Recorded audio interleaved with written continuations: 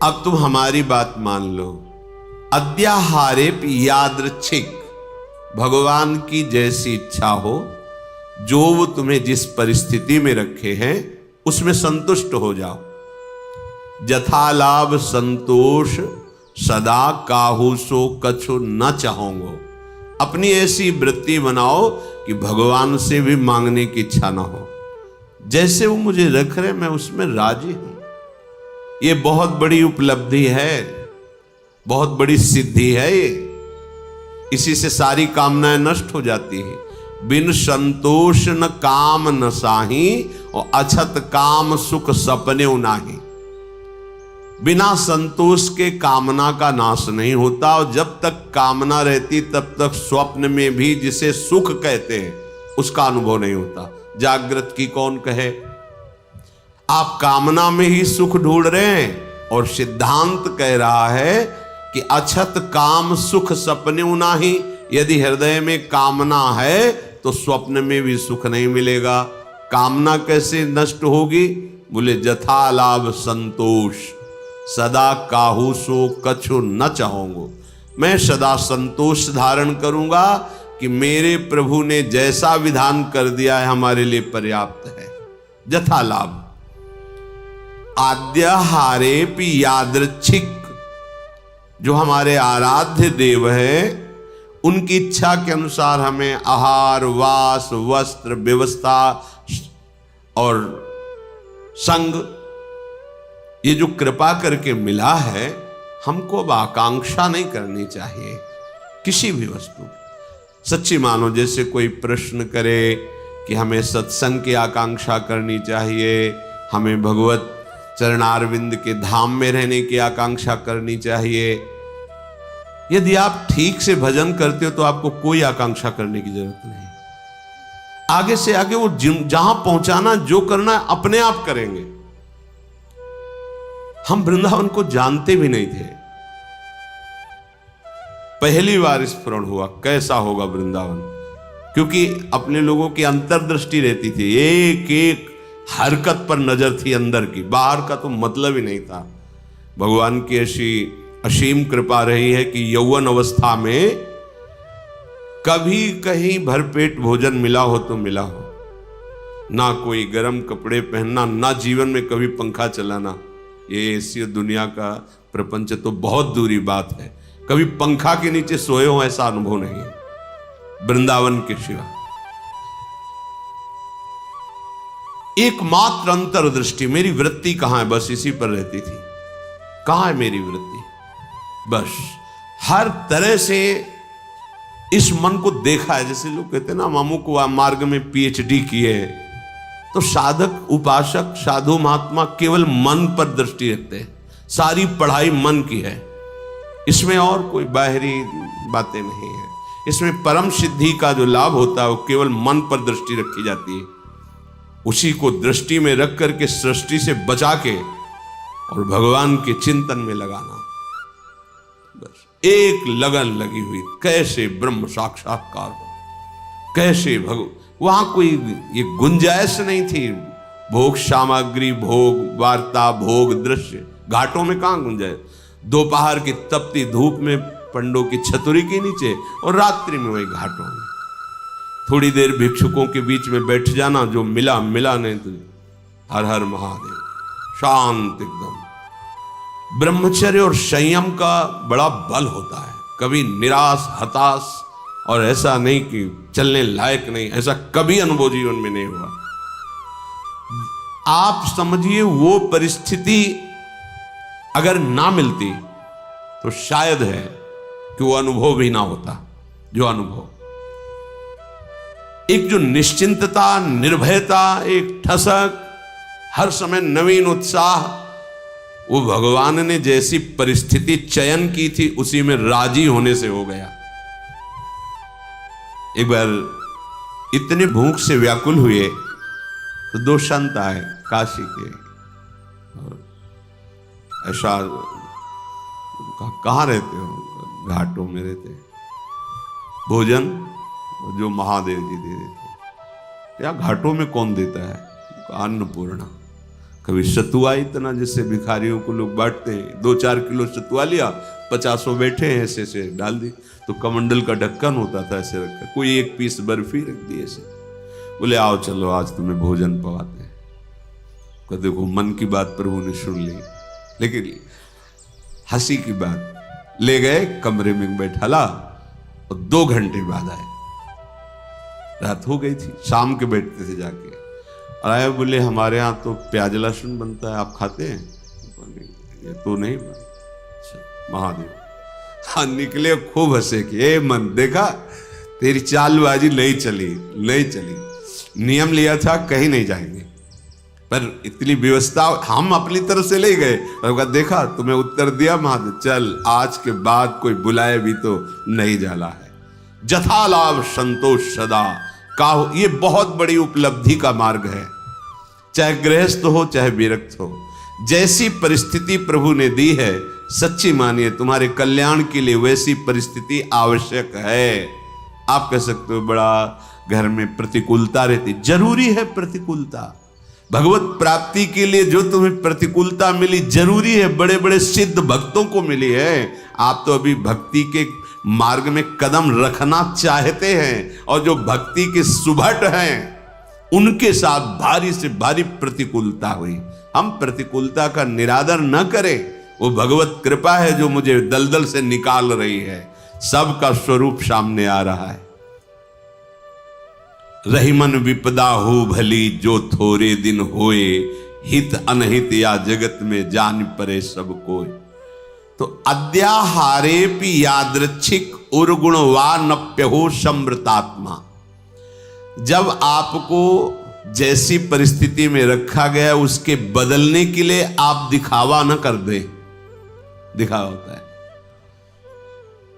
ब्रह्म बोध प्राप्त करने के लिए एक महापुरुष मिले थे, उन्होंने कहा था कि अपने गुणों को प्रकाशित ना करे, मौन का आश्रय ले, और ऐसे जैसे कोई विक्षिप्त हो ऐसे रहे, फिर उसकी जो यथालाभ व्यवस्था होती उसमें रहे तो उसे बहुत जल्दी ब्रह्मबोध प्राप्त हो जाता है। अपने गुणों को प्रकाशित करके, अपनी महिमा को प्रकाशित करके उसका उपभोग करने लगे तो फिर वो स्थिति से गिर जाता है, वो उस चरम अवस्था को प्राप्त नहीं होता। गंगा किनारे एक से एक महापुरुष, एक से एक दिव्य अनुभवी महापुरुष। यहां कह रहे उर्गुण वानप्य हो समृतात्मा। आप अपने गुणों को प्रकाशित करके ऐसा कहीं उपभोग तो नहीं कर रहे, अपने सम्मान का गुण प्रदर्शित करके, चाही हुई वस्तुओं का, मानी हुई मान्यता का यदि उपभोग कर रहे हैं तो आप अपने मार्ग से गिर जाएंगे। आपको गुण प्रदर्शन नहीं करना। हम प्रभु के गुण गा रहे हैं, प्रभु का नाम कीर्तन कर रहे हैं, प्रभु की सेवा कर रहे हैं, प्रभु का जस गा रहे हैं। हजारों को लाभ मिले, लाखों को लाभ मिले, करोड़ों को मिले, सबका मंगल हो, कोई परेशान। यहां कह रहे कि अपने गुणों का प्रदर्शन करके प्राप्त विषयों का सेवन उपभोग करना, विषय आए स्वीकृत नहीं हृदय में, जथा लाभ संतोष सदा। महलों में रखो चाहे झोपड़ी में वास दो, कोई प्रश्न नहीं है। चित्त का समाधान हो चुका है, अब कोई परेशानी नहीं है, कोई खुशी नहीं है, कोई दुख नहीं है। बहुत उत्तम स्थिति का वर्णन कर रहे हैं उपासक के। श्रीमद वृंदावनेस्मिन् सतत मठ सखे सर्वतो मुक्त संगा। ये अमृतमय वचन। वृंदावन में तुम्हारा आगमन हुआ, वृंदावन का आश्रय लिया, वृंदावन का वास, तो यहां किसी का संग मत करना। कह रहे सखे सर्वतो मुक्त संगा। सर्व संग और संत संग इस सर्व में नहीं आता। जो भगवत अनुराग में रंगे हुए महापुरुष हैं, तो भगवत प्राप्त संतों ने भी ऐसी आकांक्षा की कि मुझे ऐसे प्रेमी महाभागवतों का संग मिले, क्योंकि बिना उनकी चरण धूल में बैठे, उनकी चरण धूल से अभिषिक्त हुए ना तत्वबोध होता है ना भगवत प्रेम होता है। तो संतों का संग ही सर्व संग का त्याग कराता है। इसीलिए श्री भगवान ने अपनी प्रसन्नता, अपनी प्राप्ति के उपाय का जब वर्णन किया तो कह रहे हैं व्रतान यज्ञ छंदांस तीर्था नियमा यमाह यथा वरुंधित सत्संगा सर्वसंगोपहो हिमाम। बड़े बड़े व्रत नियम और तीर्थ यात्रा धर्मादि इन सब के द्वारा शास्त्र स्वाध्याय आदि देवताओं का यजन पूजन आदि इनके द्वारा मेरी प्राप्ति उतनी संभव नहीं जितनी संत संग से। क्योंकि संत संग क्या करता, सर्व संगोपहो हिमाम, सर्व संगों का त्याग करा देता है। जो आसक्ति संसार में विषयों में व्यक्तियों में, वही आसक्ति यदि संत महात्मा में हो जाए तो मोक्ष का खुला हुआ द्वार शास्त्रों में पाया गया। तो यहां जो सखे सर्वतोमुक्त संगा, उसका भाव है जो प्रभु से विमुख जन है उनसे हमारा परिचय भी नहीं होना चाहिए। वृंदावन ऐसे रहे मनो चिन्हारो नहीं, हम नहीं पहचानते किसी को। नेत्र नीचे हैं, अपने मार्ग को देख रहे और अपने प्रिया प्रीतम का स्मरण कर रहे हैं। जो मिलता है मेरे प्रभु इस रूप में आए हैं ऐसे भाव से। कहीं कोई सांसारिक भाव सांसारिक संबंध नहीं। सांसारिक प्रपंच को स्वीकार करने वाला उपासक उपासना में आगे बढ़ नहीं सकता। अपने गुणों को प्रयोग न करते हुए, जो हमारे अंदर भागवतिक गुण हैं वो प्रभु की महिमा को, प्रभु के यश को गान करके जगत मंगल के लिए है। अपने में विशेषता का भाव आ जाना पतन का लक्षण है। मैं इनसे विशेष हूं, विशिष्ट हूं, मैं महान हूं, ऐसी बात मलिन अंतःकरण में आती है, निर्मल अंतःकरण में नहीं। जितना अंतःकरण निर्मल होता जाएगा उतने ही ये भाव खत्म होता चला जाएगा। और जिसका संपूर्ण अंतःकरण निर्मल हो जाता है उसके हृदय में ये बात आ जाती है कि मैं चराचर जगत का सेवक हूं। सो अनन्य गति जाके असमत न टरे हनुमंत, मैं सेवक और सचराचर रूप स्वामी भगवंत। ये सबसे बड़ी बात आ गई। तो श्रीधाम वृंदावन का आश्रय, वृंदावन का वास, किसी से कोई परिचय नहीं। जैसी परिस्थिति में प्रिया प्रीतम रख रहे हैं वो हमारे योग्य है। हम अपने गुणों का प्रदर्शन करके किसी भी वासना की पूर्ति की चाह न रखें। हमारा एकमात्र उद्देश्य भगवत प्रसन्नता, दान पुण्य आदि करके सब कर मांगत एक फल रामचरण रति हो। सारी चेष्टाएं हो रही, इसका फल है मेरी प्रिया जो प्रसन्न हो जाए, मुस्कुराकर एक बार हमारी तरफ कृपा कटाक्ष कर दे। चलते हैं। भगवान श्री राम पंचवटी में आसन पर आसीन हैं। लखनलाल जी ने प्रश्न किया, हे करुणा निधान प्रभु, मैं ये जानना चाहता हूं कि ज्ञान किसे कहते हैं, क्योंकि आप स्वयं परब्रह्म हैं। तो आप जो वर्णन करेंगे, आप जो जनाएंगे वही वास्तविक जानना होता है। जो संत महात्मा जन बोलते हैं, प्रभु जितना जनाते हैं उतना ही। हे नाथ, वैराग्य किसे कहते हैं, माया किसे कहते हैं, भगत किसे कहते हैं, भक्ति, ईश्वर और जीव का भेद क्या है, आपके चरणों की वो अविरल भक्ति क्या है जिससे शोक मोह भ्रम जन्म मृत्यु दुख ये सब नष्ट हो जाता है, उस भक्ति का स्वरूप क्या है। भगवान श्री राम ने कहा, हे लखन, हम कम शब्दों में वर्णन करते हैं, ध्यान पूर्वक सुनो। थोरे ही महा सब कहूं बुझाई, सुनहु तात मति मन चित लाई। मैं अरु मोर तोर तै माया, जेहि बस कीन्हे जीव निकाया।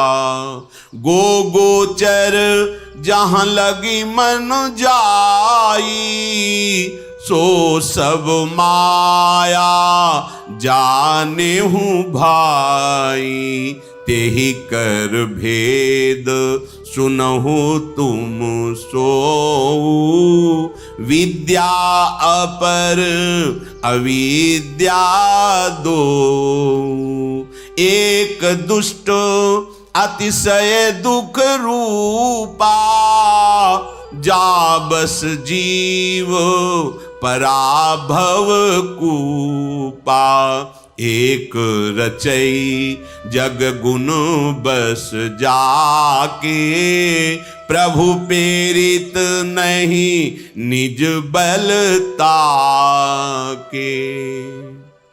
हे लखनलाल, थोड़े में ही समझाकर कह रहा हूं, तुम मन चित्त और बुद्धि लगाकर सुनो। मैं और मेरा, तू और तेरा, ये माया का लक्षण है। देख लो, मैं, मेरा, तू, तेरा, ये माया का लक्षण है। ये अंदर जहां वृत्ति हो तो माया की वृत्ति है। ये मेरा, ये तेरा, ये मैं, ये तू, मैं, तू, मेरा, तेरा, ये माया की प्रधान वृत्ति है जो हृदय में ही बैठी हुई है। देख लो, इसी ने समस्त जीवों को माया में बांध रखा है। मैं, मेरा, तू, तेरा, इस वृत्ति से संपूर्ण चराचर जगत को बांध रखा है इस माया ने। साधक इसी पर प्रहार करता है। मेरा और तेरा खत्म, या तो मैं, तो वो अहम ब्रह्मास्मि, इतने बड़े बनो कि तुम्हारे समान कोई रह न जाए, इतने बड़े बनो कि तुम में सब समा जाए। अब बचा केवल मैं, वो शुद्ध मैं श्री कृष्ण है, जिसे अहम ब्रह्मास्मि, मैं ब्रह्म हूं। ये ज्ञान मार्ग और भक्ति, केवल तू ही तू, जिधर देखता हूं तू ही तू, बस खत्म। जहां मैं तू वहां माया, जहां केवल मैं, तू है ही नहीं, वो ज्ञान।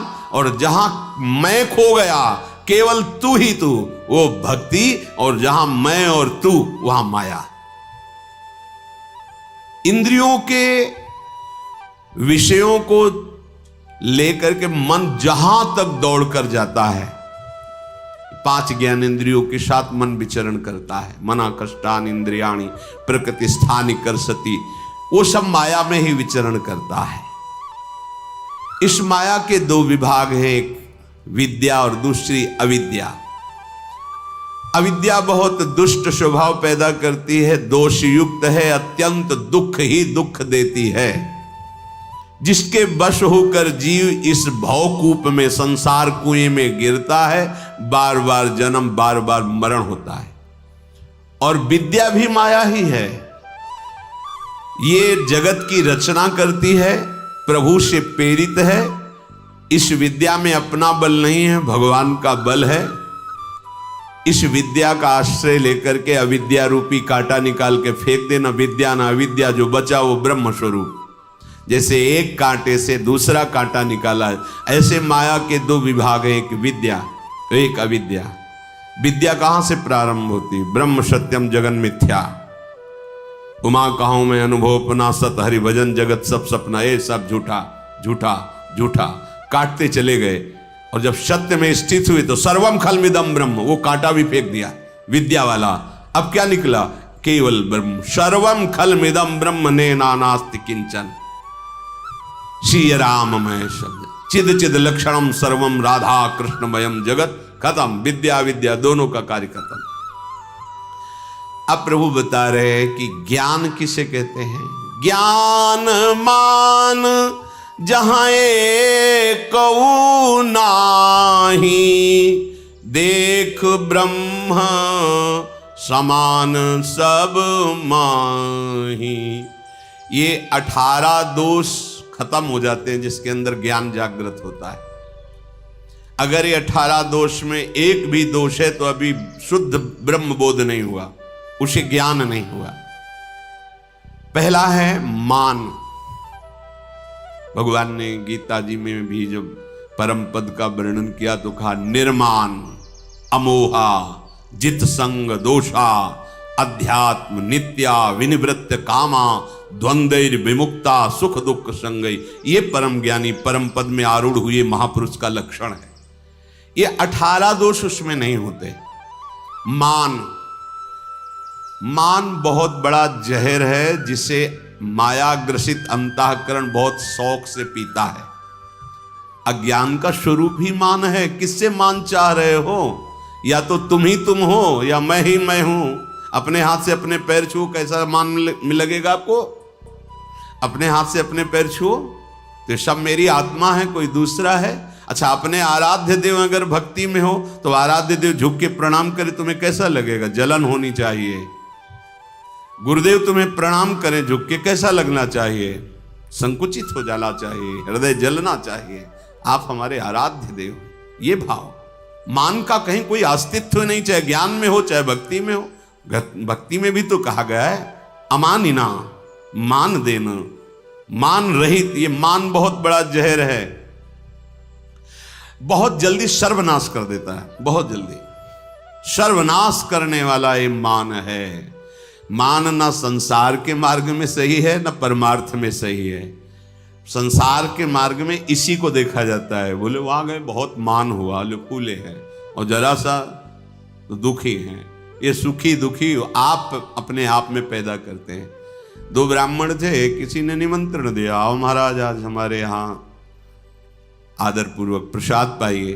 दोनों गए, पाके निकले तो एक मुस्कुरा रहा था, एक बहुत गम में था, जैसे बहुत बड़ी संपत्ति का नाश हो गया। तो एक ने पूछा, पंडित जी प्रसाद में कुछ गड़बड़ी थी क्या? आप उदास क्यों और आप बहुत प्रसन्न हो? तो उनका, हमने सोचा था कि आज भोजन नहीं मिलेगा, पर बहुत सुंदर भोजन मिला और 11 रुपया दक्षिणा मिली, इसलिए मुझे बड़ी प्रसन्नता हुई। बोले आप उदास क्यों? बोले हमने सोचा था जजमान सही 101 तो देगा ही, वो 11 रुपये दिए इसलिए। अब बोलो जजमान का क्या दोष कि एक खुशी है एक दुखी है? उसके विचार उसको दुख प्रदान कर रहे हैं, उसके विचार उसको सुख प्रदान कर रहे हैं। वस्तु व्यक्ति के द्वारा प्रदत्त दुख हमें नहीं छू सकता, हमारे विचार ही हमको दुखी करते हैं। जिसमें मान नहीं है, दंभ नहीं है। दंभ माने दिखावा होता है, दंभ नहीं। ज्ञानियों में दंभ, किससे दंभ करें? हिंसा, किसी को मन वचन कर्म से दुख पहुंचाना, नष्ट कर देना, यह हिंसा होती है। क्षमा ना होना, बड़े से बड़े अपराध करने वाले को भी क्षमा करने की सामर्थ्य ज्ञानी में ही होती है, अज्ञानी में नहीं होती। ज्ञानियों में क्षमा बल होता है, तो क्षमा राहित्य ये ज्ञानी में नहीं होता। अर्थात किसी को भी दंड देने के लिए उतावला हो जाना, यह अज्ञान का लक्षण है। टेढ़ापन, वक्र दृष्टि, वक्र वचन, ये ज्ञानियों में नहीं होते। सीधे सरल, जो मन में वही, वाणी में वही, चेष्टा में। और गुरु सेवा का अभाव, ये ज्ञानी में नहीं होता, क्योंकि गुरु कृपा से ही ज्ञान की प्राप्ति होती है। जो गुरु सेवा का अभाव जिसके जीवन में है, वो ज्ञान भले वर्णन करे, उसको सच्चा बोध नहीं हो सकता, क्योंकि बोध तो गुरु कृपा से होता है। अपवित्रता, शरीर की अपवित्रता, वाणी की अपवित्रता, मन की अपवित्रता, ये ज्ञानी में नहीं होती। ज्ञानी चलता फिरता तीर्थराज प्रयाग है। अस्थिरता, वो चंचल नहीं होता, गंभीर रहता है, शांत स्वभाव, क्योंकि अब कोई चाह नहीं, कोई मन का निग्रहित ना होना, ज्ञानी में ये दोष नहीं रहता। मन ही नहीं रह जाता। जैसे मन की सत्ता है, कामना, वासना, स्पृहा, तृष्णा, ये है तो मन है, और ये नहीं है तो मन नहीं रहा, वो भगवत स्वरूप हो जाता है। इंद्रियाणाम मनश्शास्मि, वो साक्षात भगवान हो जाता है मन। तभी वो भगवत स्वरूप होकर भगवत लीला का रसास्वादन करता है। जब